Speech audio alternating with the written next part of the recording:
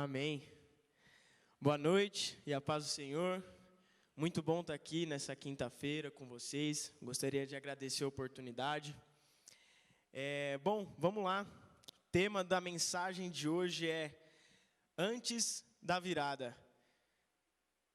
O que acontece? Ontem eu saí para jantar com uns amigos e na hora que a gente estava jantando lá, a gente começou a conversar sobre planos para 2021, né?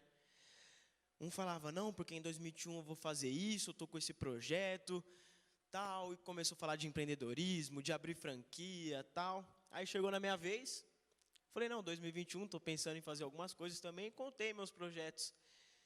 E um dos meus amigos me levou a refletir um pouco, e ele perguntou, por que a gente não começa agora, né? Porque, veja bem, a virada do ano é só mais um dia. Só vai mudar um número lá no calendário, os 4 últimos números lá. O governo vai continuar o mesmo, não vai mudar. Inclusive, a prefeitura de Indaiatuba também não vai mudar. O vírus vai continuar aí, porque o vírus ainda existe, não tem vacina. Você vai continuar a mesma pessoa, você não vai ganhar nenhum superpoder, não vai acontecer nada de diferente, vai ser só mais um dia. E o que muda do agora para a virada do ano? A questão é, o que a gente está esperando acontecer para a gente tomar uma atitude?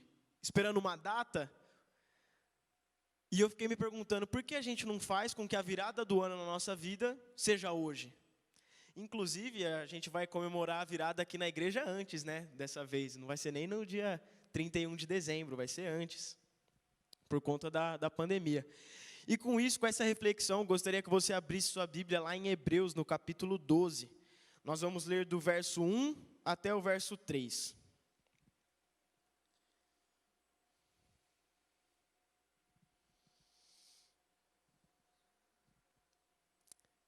Amém?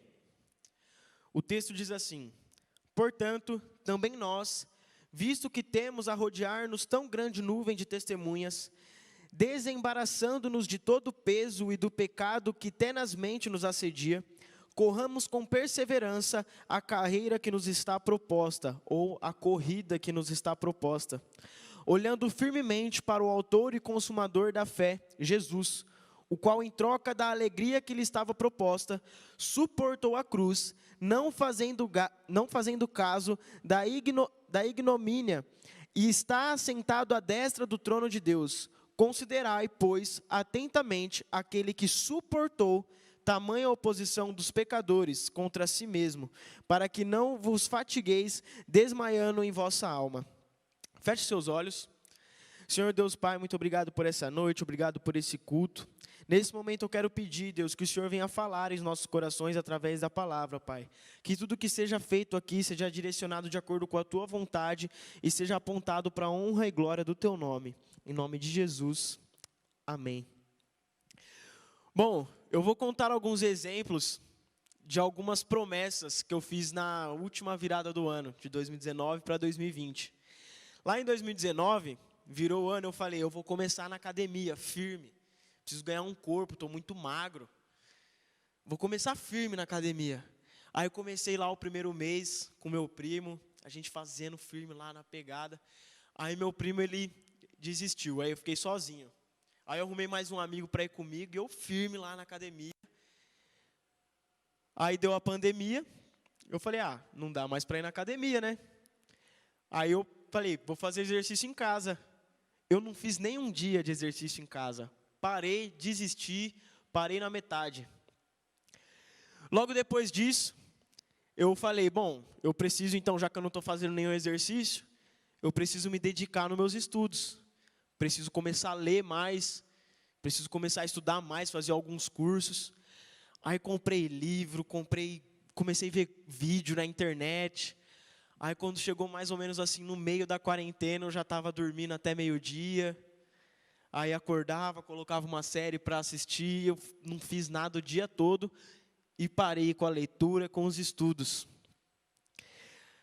Aí apareceu uma oportunidade de fazer um curso No meio do ano, apareceu a oportunidade de fazer um curso.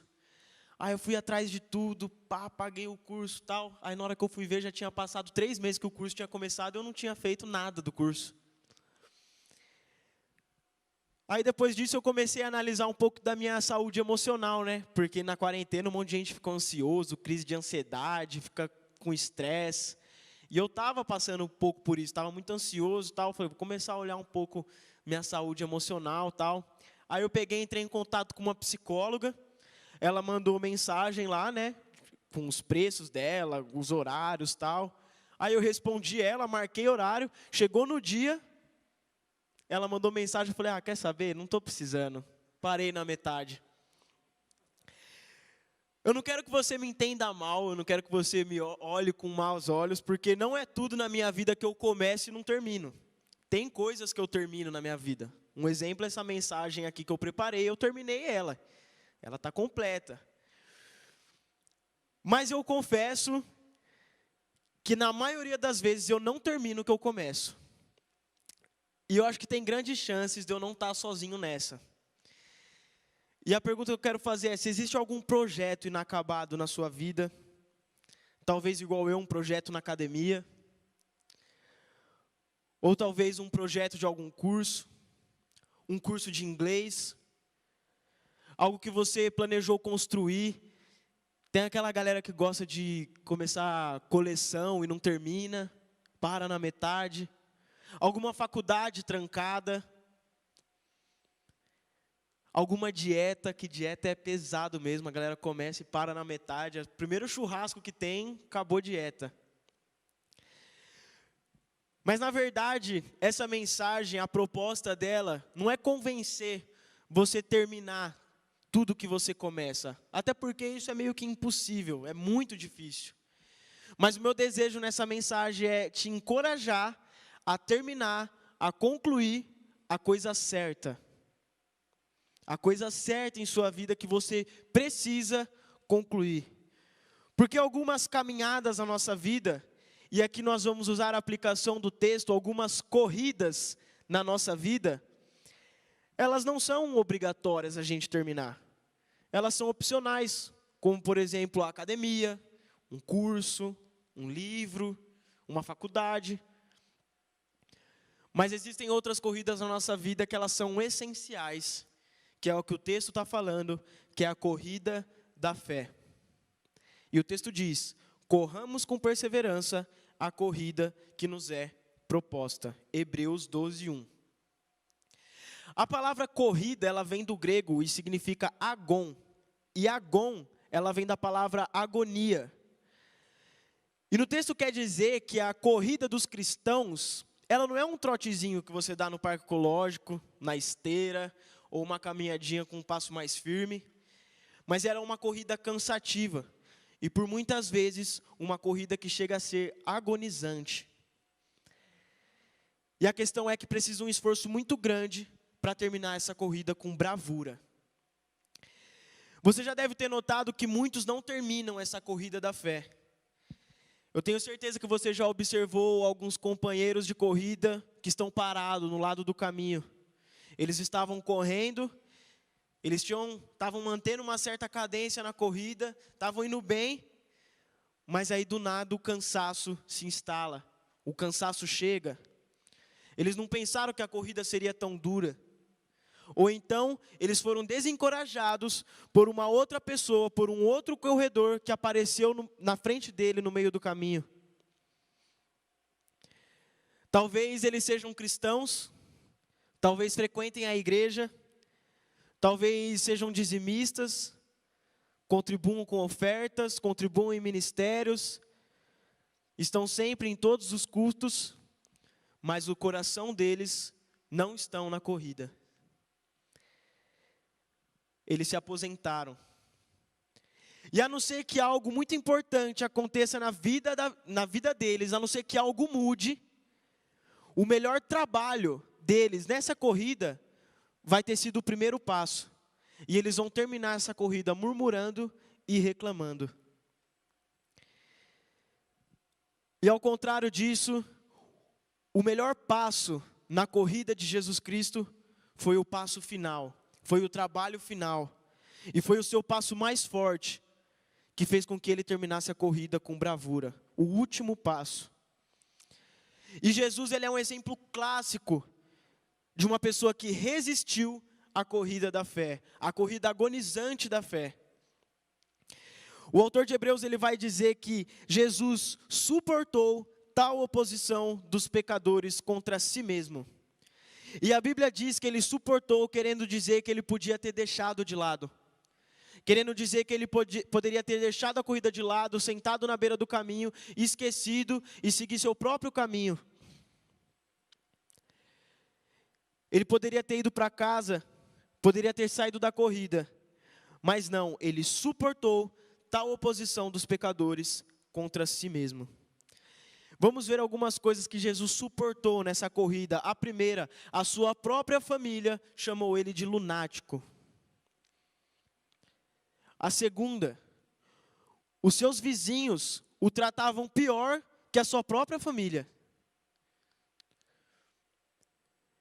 Olha só, quando Jesus ele volta para a cidade natal dele, as pessoas tentam jogar Jesus do alto de uma colina. O texto diz: e levantando-se, expulsaram-no da cidade e o levaram até o cima do monte sobre o qual estava edificada, para lá o precipitarem para baixo. E mesmo com tudo isso, Jesus não desistiu de correr. Isso nos vai nos trazer algumas perguntas muito urgentes. Como? Como ele não desistiu da corrida? Como ele suportou essa corrida agonizante? Como ele aguentou até o final? E melhor ainda, como ele terminou a corrida com bravura? Porque como Jesus nós somos tentados, como Jesus nós somos acusados, como Jesus nós somos envergonhados, como Jesus somos humilhados, mas diferente de Jesus, nós desistimos. Nós entregamos, nós nos sentamos do lado. E a pergunta é, como podemos continuar correndo como Jesus continuou? Como o nosso coração pode ter a resistência que o coração de Jesus teve durante essa corrida? E a resposta está no texto, focando no mesmo lugar que Jesus focou, na alegria que lhe fora proposta. De todos os textos da Bíblia, esse texto é o maior testemunho já escrito sobre o céu. Sobre a glória que está no céu. E veja bem que nesse texto a palavra céu não é citada, não é citado anjos, não é citado ruas de ouro, não é citado nada sobre o céu, mas é o maior testemunho que existe sobre o céu, é nesse texto. Porque nós precisamos entender que mesmo que a palavra não esteja, que a palavra céu, a palavra do céu, a descrição do céu esteja faltando nesse texto, o poder que Jesus revela sobre o céu não está. Porque o céu ele não era um território desconhecido para Jesus. Ele é a única pessoa que viveu na terra depois de ter vivido no céu. Como cristãos que somos, nós vamos viver na terra para depois viver no céu. Jesus não, ele conheceu o céu e depois veio para a terra. Então Jesus ele sabia o que o aguardava. E saber o que o aguardava no céu o capacitou a suportar a humilhação, as tentações, o envergonhamento na terra. E aqui entram dois problemas nossos para suportar essa corrida. O primeiro problema é que a gente acha que nós vamos ter o céu por merecimento, porque nós merecemos. Eu mereço o céu porque eu suportei a corrida. Não. Nós temos o céu porque a graça de Deus nos alcançou, nós nos tornamos legalmente justos e nós somos capacitados a suportar a vergonha na terra. O segundo problema da gente não suportar essa corrida aqui na terra é a ignorância. Como nós vimos aqui, Jesus sabia o que o aguardava. Você sabe o que aguarda no céu? Você conhece sobre o céu? Como que eu vou conhecer sobre o céu? Essa é a noite que nós vamos pedir para que Deus nos dê uma amostra do céu nesse lugar. Essa é a noite que nós vamos pedir para que Deus desça o céu aqui na terra. Deus nos deixou a Bíblia como uma amostra, como um preparo para o céu. A Bíblia é cheia de características que ela dá ao céu. E melhor ainda, nós sabemos que no céu nós encontraremos com Jesus Cristo. Nós encontraremos com nossos pais na fé. E muitas pessoas, se esquecendo disso, ou não sabendo disso por ignorância, não suportam a corrida cristã aqui na terra, a corrida da fé aqui na terra. Pela alegria que lhe fora proposta, suportou a cruz, desprezando a vergonha, e assentou-se à direita do trono de Deus. Nos seus momentos finais na terra, Jesus ele focou na alegria que Deus colocou diante dele. Ele focou no prêmio do céu. E por ele ter focado no prêmio do céu, ele foi capaz de terminar a corrida. Mas o mais importante, por focar no prêmio do céu, ele terminou a corrida com bravura. Esse momento ele nos espera. Em um mundo que vive distraído por fama, status, reconhecimento, estética, padrões de beleza, amizades, o acesso fácil à informação, a busca pelo prazer, nós que vamos suportar a corrida da fé, tomaremos o nosso lugar à mesa. Em um momento que será um descanso sem fim, em um momento que não terá um final, um descanso eterno, a esperança eterna, rodeado por santos ao nosso lado, ao lado do próprio Jesus. O nosso trabalho aqui na terra, finalmente, terá terminado. A colheita final terá sido feita. Estaremos sentados à mesa. E Cristo consagrará a refeição com essas palavras: muito bem, servo bom e fiel. E nesse momento, a corrida terá valido a pena. Eu sempre costumo dizer, em algumas minhas mensagens que eu falo sobre a vida eterna, em uma outra mensagem eu já dei esse exemplo, essa aplicação. Existia um rapaz que era muito rico, o pai era muito rico, e ele decidiu não se inteirar dos benefícios que o pai tinha para ele, dos investimentos que o pai tinha para ele, de tudo aquilo que o pai proporcionaria para ele. Ele decidiu não se inteirar dessas coisas. Pegou a parte dele e vazou com a Mercedes dele e foi embora. E mais rápido do que você imagina, ele ficou quebrado. E ele se encontra nesse momento em um chiqueiro de problemas, rodeado de porcos, e cogita comer lavagem. E nesse momento que ele olha para a situação que ele se encontra, num chiqueiro, ele toma uma decisão. Ele fala: eu vou transformar esse chiqueiro em um lar. Então ele pega um tapete, coloca sobre a lama, pega um sofá, coloca encostado na cerca, pega um balde, vira de ponta cabeça, usa de abajur, coloca uma TV na cerca e fala: vou fazer desse lugar minha casa e vou morar aqui. Assim, tá bom. E com o tempo não era tão ruim. Ele estava lá no sofazinho dele, assistindo TV.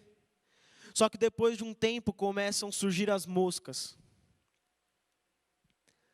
Terremotos, fome,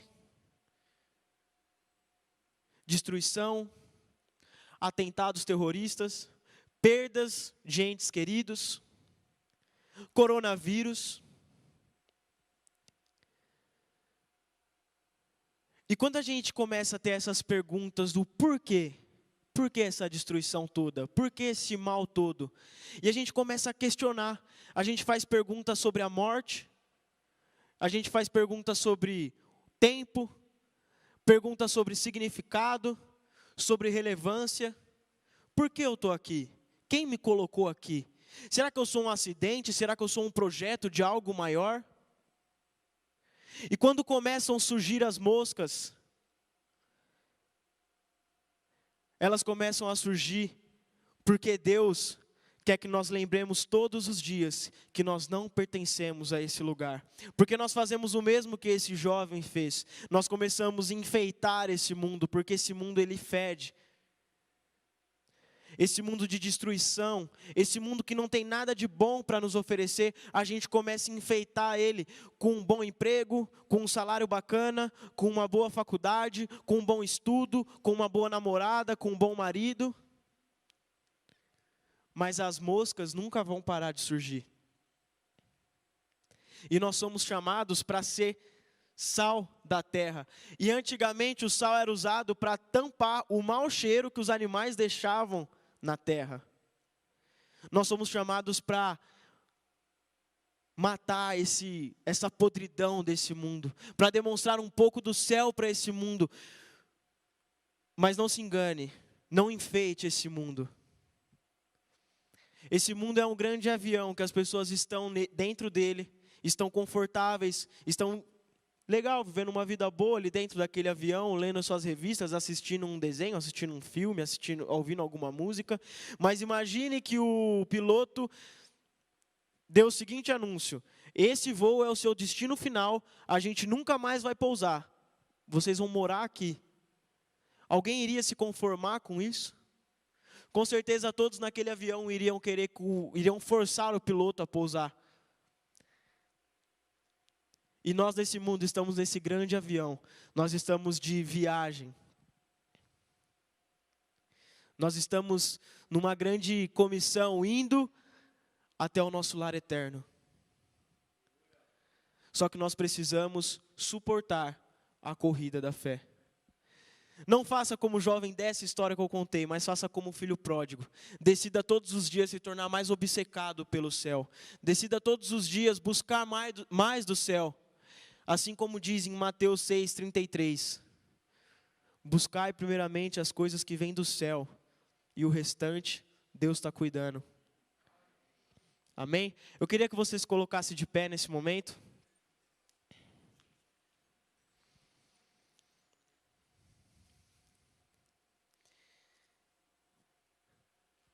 Nesse momento, a nossa oração é para que Deus nos dê graça para suportar essa corrida da fé. Porque nós mesmos, pela força do nosso braço, nós não vamos conseguir. A nossa natureza, ela é morta. Mas Deus decide nos dar vida para suportar essa corrida, para suportar essa jornada. Nesse momento nós vamos orar por essa graça. E nós vamos orar pelas coisas que vêm do céu, para que Deus nos dê uma demonstração do céu neste lugar, e para que nós possamos focar nessa alegria que nos está proposta, a alegria do céu. Não alegrias terrenas de um bom emprego, de uma boa faculdade, que são importantes, mas não é o principal. Decida terminar a coisa certa. A virada do ano é agora. É nessa decisão de terminar a coisa certa. A decisão que você tem que fazer para 2021, às vezes não é uma boa faculdade, às vezes não é um bom estudo, mas sim decidir terminar a corrida com bravura. Decidir focar no prêmio dos céus e se assentar do lado do nosso Mestre Jesus. Para que no final de tudo, Ele possa olhar para nós e dizer: muito bem, servo bom e fiel. Porque apesar de tudo que nós passamos nesse mundo, apesar de sofrimentos, apesar de angústias, apesar de perdas, a corrida vai valer a pena. Vale a pena suportar. Vale a pena passar pela dor da doença. Vale a pena passar pela dor da perda. Vale a pena suportar os desânimos. Vale a pena suportar as agonias que nos estão diante de nós o tempo todo. Vale a pena. Feche seus olhos e ore junto comigo nessa noite. Senhor Deus Pai, muito obrigado por essa noite, Deus. Nesse momento eu quero pedir pela Tua graça, Pai. Nesse momento eu quero pedir que o Senhor nos dê a capacidade, Pai, de suportar essa corrida, Pai. De suportar, Pai, as coisas desse mundo, de suportar a vergonha, de suportar as acusações, de suportar os sofrimentos, Pai, porque nós sabemos que vale a pena suportar cada segundo nessa terra, Pai. Que nós possamos focar nessa alegria que nos está proposta, Pai.